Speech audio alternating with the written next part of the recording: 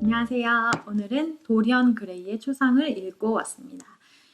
수차례 영화로도 제작되었다고 하는데 저는 제목은 내가 읽었나 싶을 정도로 굉장히 익숙하게 느껴지더라고요. 하지만 읽지 않았기 때문에 이번에 읽었는데 책의 뒷면에 나온 것처럼 손꼽히는 고전, 영원히 변치 않을 생생한 현재성과 당대성을 가진 문제작, 욕망과 책임, 명성과 악행의 이중성을 고민하게 만드는 책이라는 말이 굉장히 딱이고요. 그 오스카 와일드에 연재되었던 소설들을 합쳐서 다듬어서 만들어진 책인데, 오스카 와일드는 유명한 말을 했는데 세상에는 도덕적인 책이나 비도덕적인 책은 없다고 말하면서 잘 쓴 책과 그렇지 못한 책이 있을 뿐이라고 말을 했다고 합니다.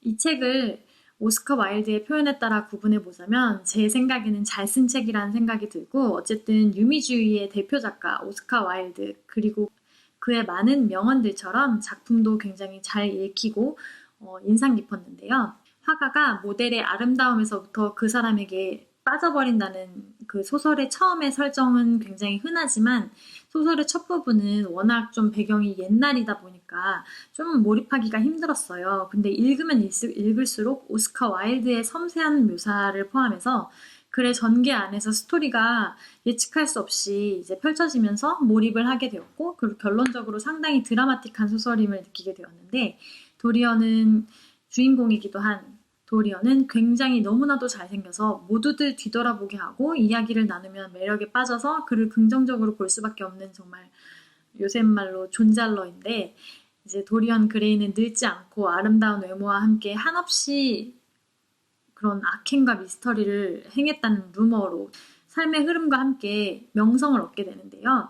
그러면 그럴수록 그를 그린 도리언 그레이의 초상화는 그가 하루하루 살아가면서 변해가는 욕망과 함께 늙어가고 추해져 갑니다.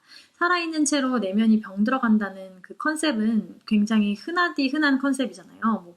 내면의 아름다움 이런 말들도 우리가 많이 지금도 하고 있고요. 근데 초상화가 나 대신 늙어간다라는 그런 설정은 1800년대라는 그 작품이 쓰여진 시대를 생각하면 굉장히 더욱더 창의적이라는 생각이 들고 신선하다는 생각이 들면서 작품이 유명한 이유가 이해가 되는 포인트고요.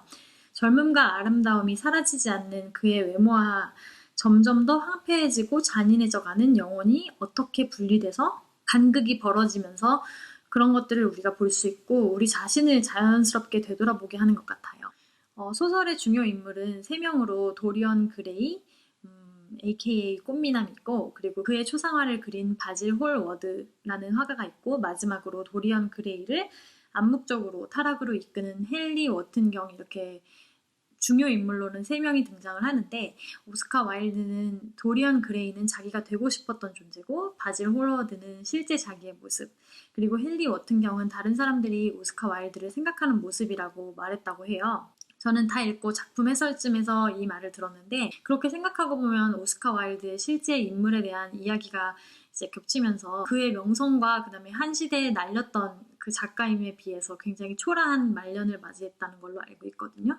그래서 뭔가 짠한 느낌을 받았고, 해리라는 인물의 냉소적이면서 영리하고 그리고 남을 크게 개의치 않으면서 심지어 순수한 도리언을 여러 가지로 타락하고 세상의 모든 것을 경험해보게 한다는 명목하에 영향력을 행사하는데, 그런 인물을 그대로 그려낸다는 게 오스카 와일드가 자기 자신을 남들이 그렇게 본다는 걸 알면서도 그렇게 그려낸다는 게 굉장히 자아반성적이기도 하면서 남들이 보는 자신의 모습을 더욱더 꼬집어 비판한 것 같기도 하고요. 그리고 선과 악, 그리고 쾌락, 도덕, 크게 보면 굉장히 무겁고 지루할 것 같은 주제임에도 불구하고 가볍고 또 가벼운 것 같으면서도 잔인하고 무거운 느낌의 소설, 굉장히 몰입하면서 잘 읽히고 되게 얇아요. 한 300쪽 정도 되는 길이고요.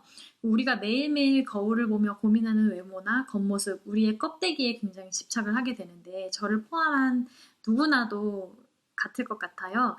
이렇게 말하고도 바로 또 저도 외모에 집착을 하게 될 텐데, 하지만 중요한 건 겉만 번지르르 한 것이 아닌 내면과 외모의 일치까진 아니더라도 외모를 신경 쓰는 만큼 내면도 아름다움도 한 번쯤 들여다봐야 된다는 생각이 들게 하는 소설이었고, 오드리 헵번 같이 평생을 봉사하면서 산 분들은 뭐 테레사 수녀님이나 뭐 할머니가 돼도 젊을 때의 그 아름다운 얼굴에 주름만 추가가 되었을 뿐 변한 게 없을 정도로 아름다워 보이더라고요.